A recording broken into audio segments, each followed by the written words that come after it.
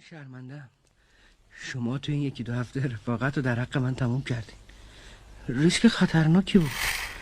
در عوض من همه جوره نق زدم. دست خودم نیست. 1 سال دور از وطن و رفیق و فامیل و بچه من، با این همه بد بیاری تو غربت. هر کی باشه خاطی میکنه. بعضی وقتا فکر میکنم همه کلاشن، دوزه بازن، قالتاقن. فکر میکنم همه تیز کردن که منو پوست بکنن.